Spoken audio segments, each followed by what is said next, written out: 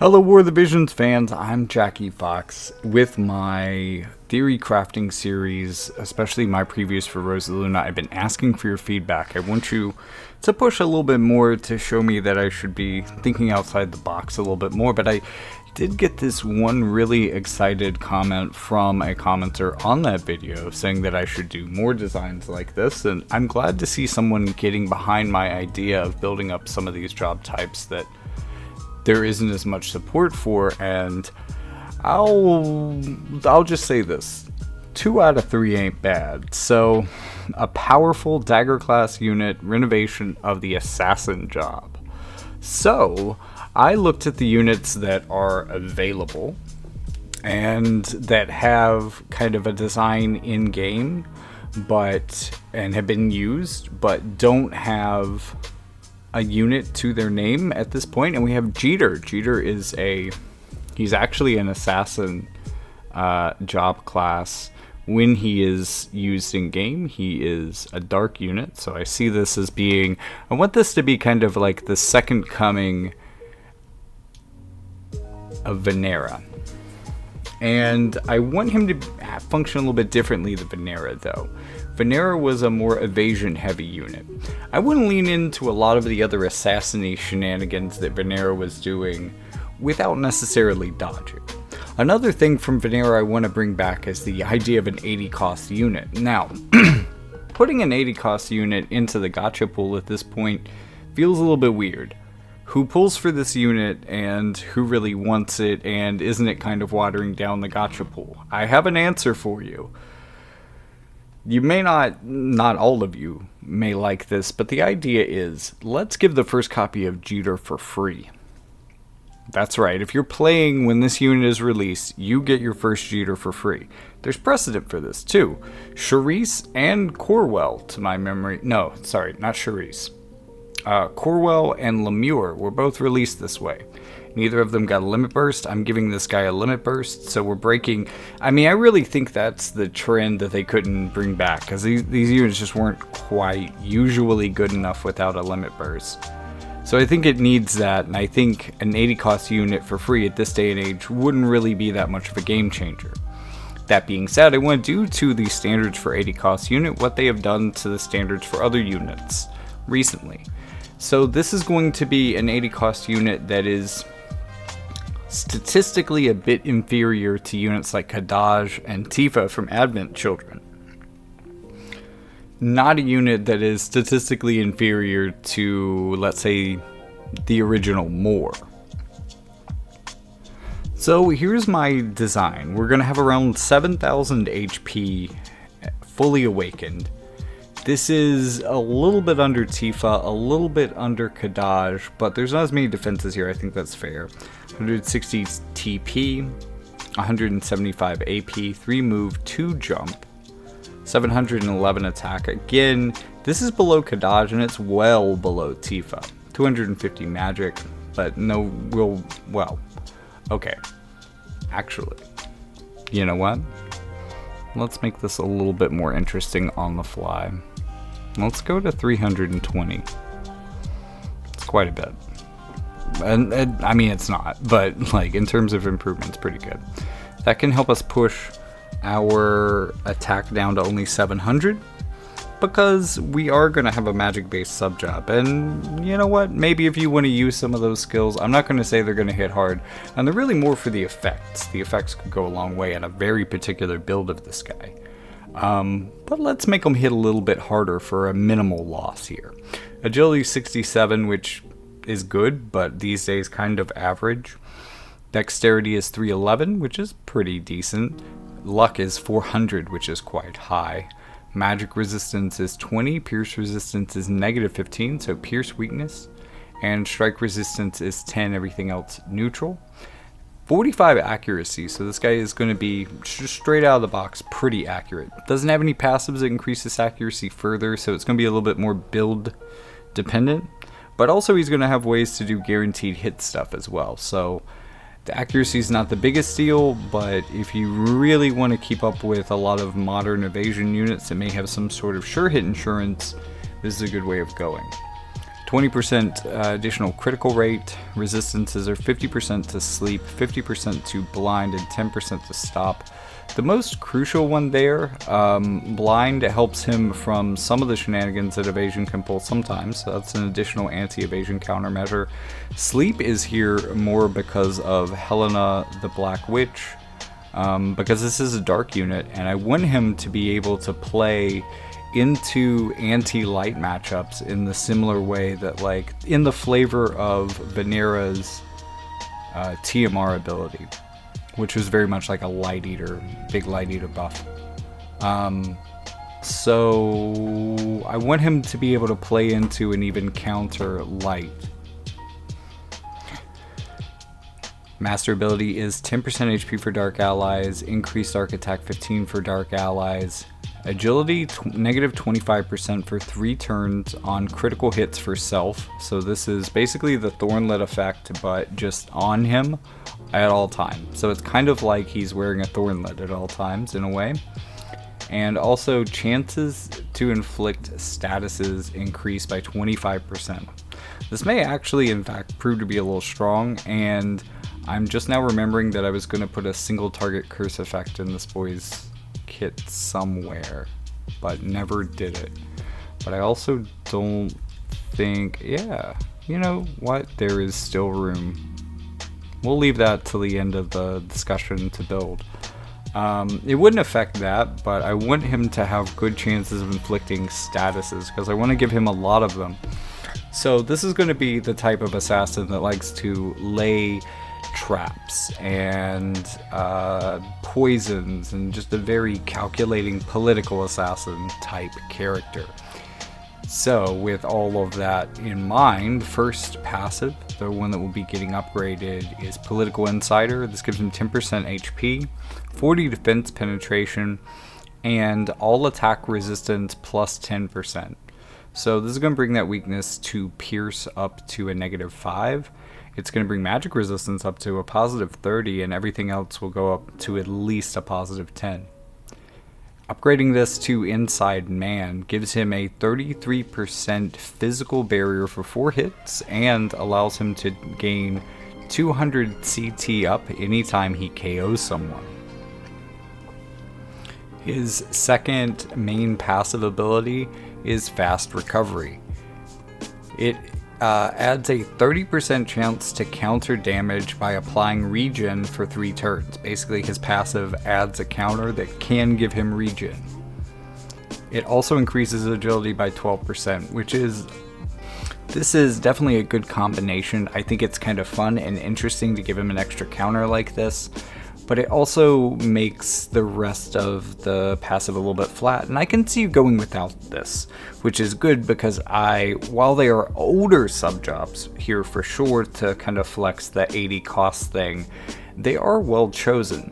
I especially love Emerald Echo on him, so keep this in mind, but increasing all of your buff durations by 1 turn for self, and increasing all of your debuff durations by 1 for self. So he has a lot of ways to buff or debuff either allies or enemies. All of these going up by 1 turn makes them, go to like 4 and 5 turns consistently. And some things that were only meant to last for 1 turn now last for 2, which is actually a pretty big increase as well. Savior's Protection gives him debuff resistance of 12%, which isn't much, but it can increase his magic resistance, and especially combined with Inside Man, this can put him at 50% magic resistance all by itself. And also you have a physical barrier in addition to that. So good well-rounded defenses between those two, even though that's not as great of a passive. Long range from Sniper gives him 1 more range. There are actually range dependent components of his main kit, so this actually has some main job applications for him, but it's not the best, and maybe 1 range is okay for him. Like, maybe you don't want 2 range for him for some of those skills. And then Sniper Mastery, which I think could be pretty helpful. This is really one of the only passives that can increase his accuracy. If you really need that highest of accuracy builds, Luck of 12% will give you a bonus there. Also, Missile Attack increase of 15. And again, this is going to be even handy for some things in his main kit, so check that out. Then for counters, we have Intuition. This gives him a 50% chance to counter Slash or Pierce damage. So Slash, which he is neutral to, and Pierce, which he's actually weak to. He gets a preemptive 2-hit short range, so this isn't going to proc in a lot of cases, but when it does, it's going to hit them twice before they hit you. 95% modifier, so not really heavy, but also it has a chance to inflict blind, and when you consider that because of his master ability, he has an increased chance to inflict blind, this passive could blind some people. Now, this guy is not particularly evasive. Again, unlike Venera, not the most evasive unit. He does have a good bit of luck, and maybe you can build him for evasion. And if you do, this is going to be a really good way to help reinforce that, especially with it being preemptive, because not only are you having a chance to take out maybe someone with courage before they deal damage, but also you can blind someone else and potentially save yourself from damage. For Green Mage, we have Dispel Counter, which is a 20% chance to do a full Dispel in reaction to damage. And then Counter Smoke, which is preemptive, chance to counter physical damage specifically. This could cover some physical types that aren't countered by Intuition and decreases accuracy by 43. No chance of this happening, it just happens for 3 turns. Also, because it is a debuff, Emerald Echo could increase this, I'm going to stop saying that, to 4 turns, which potentially makes it a really strong and consistent version of his main counter, but without the damage aspect. His main job originally is the Dragon's Fang, and then his upgraded main job is Draconic Turncoat. Basic attack is called Sucker Punch, that gets upgraded into Ultimate Betrayal. He gets moved to target panel for, maybe 1 or 2 movements, and then 121, so low modifier, Dark Strike damage. Activates a counter to strike damage for 3 turns. A 30% chance of a 50% damage preemptive non-elemental strike attack. So if someone tries to punch you, you get a quick punch in first. This is highly specific, and now we're talking about him having additional counters potentially to pierce, slash, and strike damage, in addition to having a lot of native resistances to magic type damages. So through counters or through barriers or through just resistances, he has a way of dealing with a lot of things. Ultimate Betrayal adds the ability to dispel AP restore with this attack, and also it reduces strike resistance for 20 before dealing damage for just this attack. So not broadly, but it helps push the damage up a little bit by reducing resistances. It's not going to make this attack really powerful, it is still pretty weak, but it's going to add a lot of tech to what it does. And also activating that counter could be pretty cool. Also getting him to move into range could also be interesting for you. But I could also see maybe not using this in some cases. Move to target panel skills can be a little bit iffy. His basic buff is actually a debuff. It's called Propaganda. It decreases magic, attack, defense, and spirit by 20 for 3 turns. It also has a chance to charm the target. And this is a mid-range skill, so it doesn't go too far out from him, but it does have a good range height, so maybe he can hit things that are like really high above him. Scapegoat is his buddy buff. This is going to be a plus-shaped AoE. It's going to provide for everyone in the AoE a 1-hit 33% magic damage barrier. This will stack with his physical barrier, but it is only 1 hit. It's a 1-hit version kind of that for magic. It will also give 25% agility to allies, but not himself. For himself, he's going to be getting re-raise. So everyone else is getting a 1-hit magic barrier and agility. He's getting a magic barrier and re-raise. From the Shadows is is his single target buff. This is going to give him accuracy, light resistance, and light eater of 20% for 3 turns. Hate down of 5. And debuff effect of negative 50, which might be a little high, actually. Let's go with negative 20. And then he also gets an aura.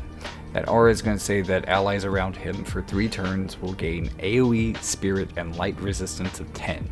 So this was kind of a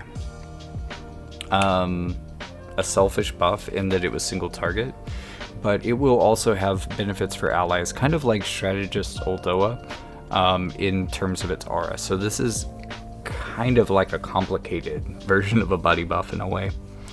And then there's Backstab. So this is going to give you move +1 for 2 turns, maybe 3 if you have Emerald Echo active. Not sure how that interacts with this one specifically. And then after doing that, then you go into a damage cycle where you move to target. So you have increased chance to like get around behind somebody. It is a 165 mod 3-hit dark / damage skill. So it's going to build a chain. It's by stabbing them in the back real quick 3 times. And if you are behind them, this is a guaranteed hit skill. And again, that extra movement might help get you there, but also just gives her him insane movement for a brief window of time. But also 50% critical chance. So in any case, this being a 3-hit skill, it's probably going to get at least 1 critical. And what that's going to do is also apply that 25% agility reduction. And hey, again, if you have Emerald Echo, oh, I said I was going to stop saying it. Okay. And then there is Noxious Trap, which gets upgraded into Sapping Ambush.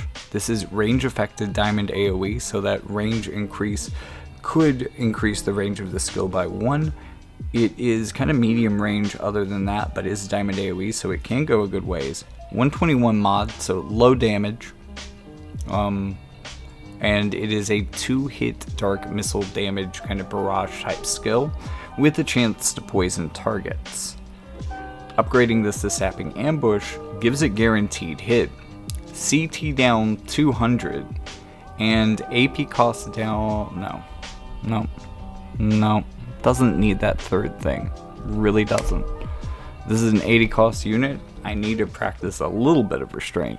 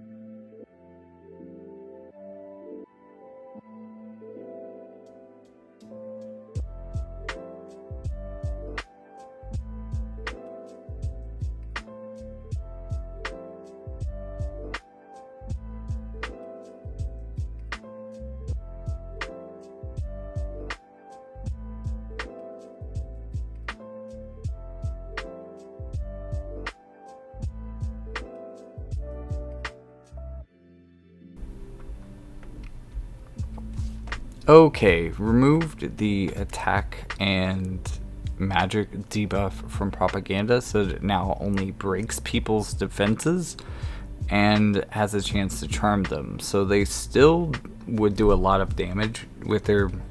Ooh. Oh yeah. Okay. That almost makes it scarier in a way. And I moved that attack and magic breakdown. Here we often see it as a Subjob. Chance to single target curse. This could make this his best Subjob. The curse effect is pretty cool. The ability to do this could be really interesting in certain fights. Also, Draconic Fang gives him kind of an additional long range skill that breaks unit target resistance before dealing damage. So it could actually do some good damage. Could make a solid case for this Subjob for him, but the other ones aren't bad and kind of synergize with some of his other effects potentially. If you picked, if you want some additional defense penetration and additional range, target has you on both counts, and this can increase like Even though the range only benefits kind of the missile damage stuff, the defense penetration is going to be good for slash, it's going to be good for missile, it's even going to be good for that strike attack that he has. So this is really one of the better ways to increase his penetrations across the board. Dispel Spread is a plus-shaped AoE, dark missile damage, 200 mod, so this one's going to do quite a bit of damage compared to some of the rest of his kit. It's also going to have maybe a bit more range. Dispel all buffs, haste, and magical physical damage increases for target. Paralyzing Trap is an AoE status that has a chance of inflicting paralysis for 3 turns. So, you know, increase that up to like a 50% chance to inflict paralysis. And while this was kind of a really bad attack previously, hey, maybe it does things here. Still probably not worth running, honestly, but maybe it does. Also, Arm Shot, even though it's only an 86 mod, having a 50% chance to inflict disable for 3 turns could be pretty messed up too.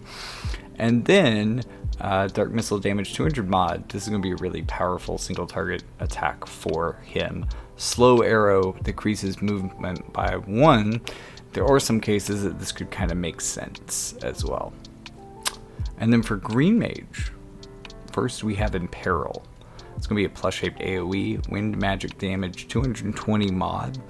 So highest mod in his kit, but magic scaling, so it's not really going to hit that hard. However, it does give him the ability to, in a plus AoE, decrease all elemental resistances by 25%, which is not nothing. Because this is a debuff, it should be able to increase up to 4 turns, potentially. Resist weakness, plus shaped AoE again. This is going to increase buff resistance for all attacks. 100% for 3 turns.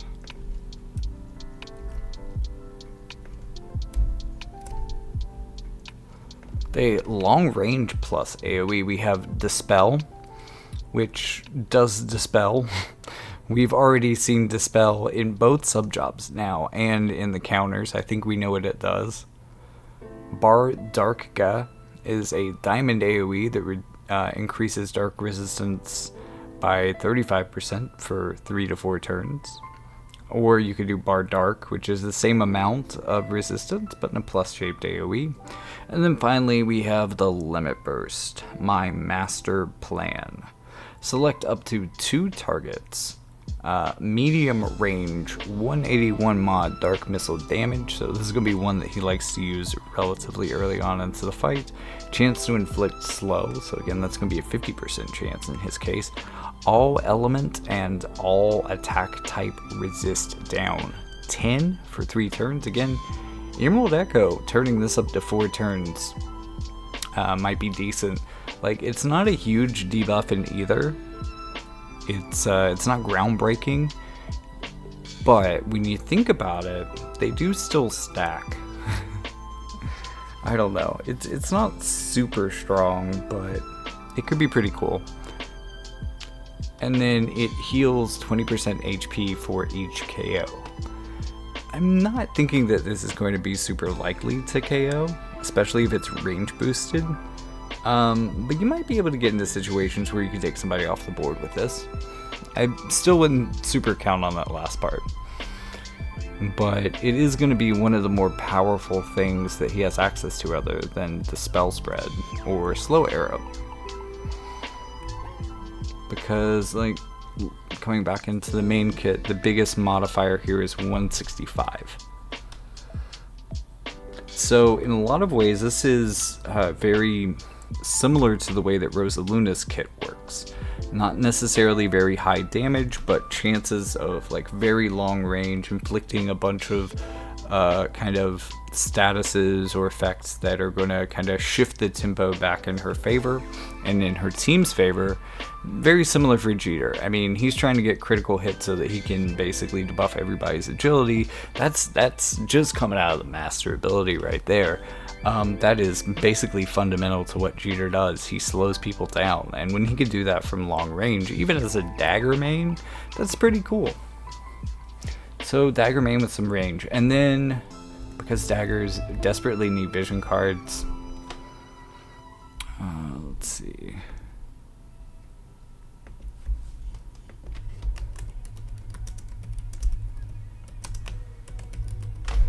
And name this after the scene that he's in. It is for Dagger, Ninja Blade, Fist, and Bow. Unit attack resistance 20, which several of these still need. Bow and Dagger got one of the extra AoE resist cards that they needed if you count the card that I'm theory crafting for Rosaluna, which I don't think I've shown you yet.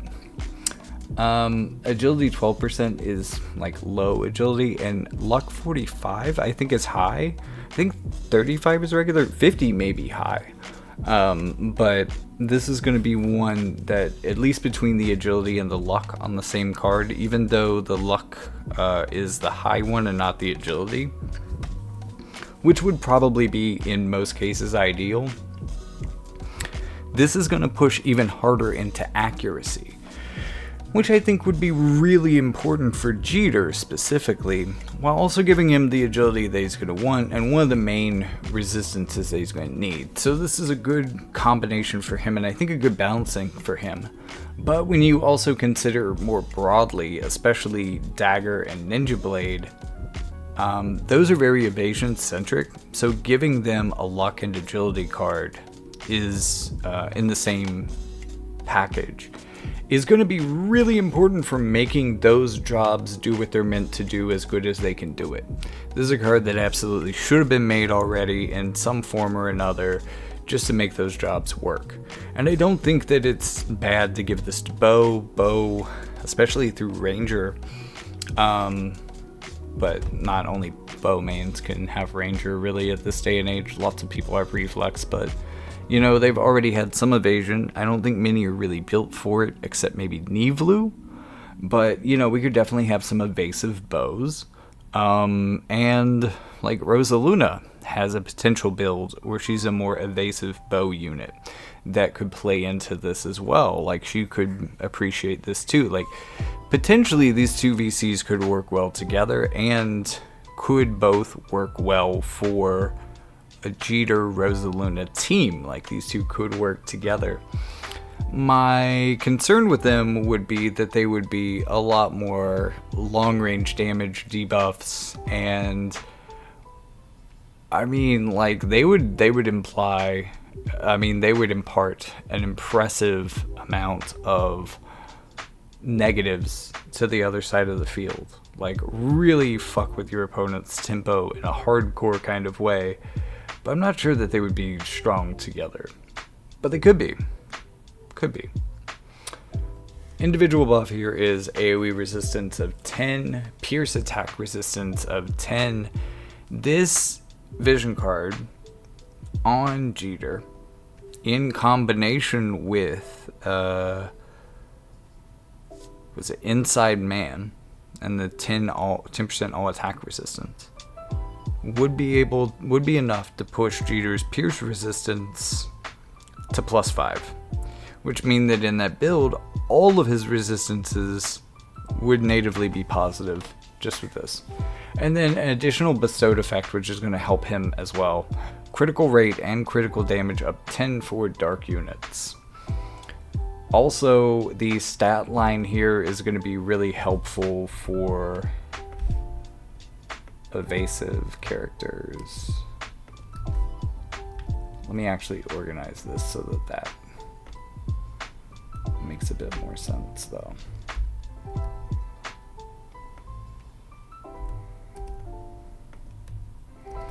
So another one that's going to be good for on an evasive character and might be helpful in getting a little bit of evasion potential out of this guy. Again, I didn't build him for it, but he does naturally have a good bit of luck to go for accuracy, so he has some potential. 20 additional luck would help with his accuracy and would help with his The 3 agility would help with his starting low agility. This could supplement that up to the point where he's comparable to other newer units.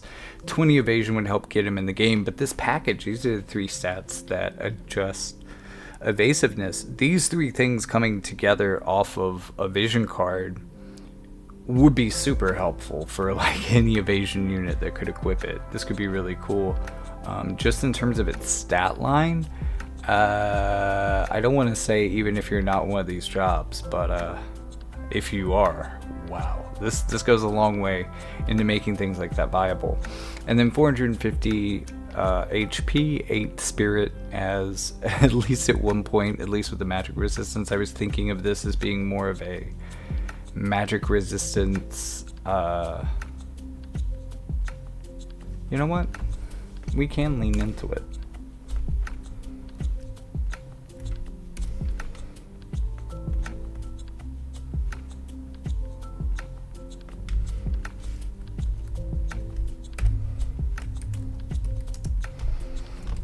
Okay, pierce and magic attack resistance on the individual buff, so, but also removing the 8 spirit from the stat line.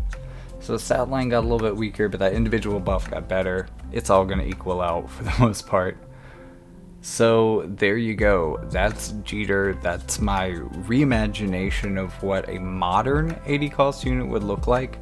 I know his stats should compare like as really, really high in most regards to any other 80 cost unit.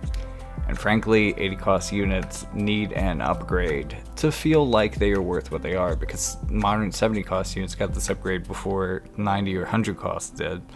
You know, so 70 costs have been better than 80 costs for a long time. And this balance needs to be redefined. And 80 cost units across the board need an upgrade. Or, this could also work. Reduce their costs across the board to 70. Make no 80 cost units. It's all or nothing though. And I think that by boosting their stats and providing new and free units like this, I mean, I think this as a free unit really does a long way to making Dagger more viable, because more people are going to have access to this. Maybe people who've been playing for a little while can play this with Lock. They have 2 free Dagger units. So lots of options for you. Thank you so much for watching. I'm Jackie Fox. Be sure to like and subscribe, and let me know in the comments. This whole video series is fueled by your comments. I know I didn't do any real editing or anything today. I just showed you a spreadsheet, and I promise for more of the videos I'm going to put a little bit more effort into it. But hey, if you like this concept, let me know in the comments, even if you liked it despite all of that.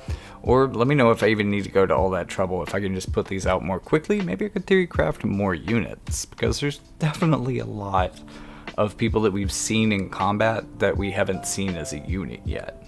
There's potential, there's a model, it's in the game. We just need to release it and give it a kit. So, with all that being said, also could you check out that link in the description for more ways to help and celebrate and support the Jackie Fox media empire that I am trying to build.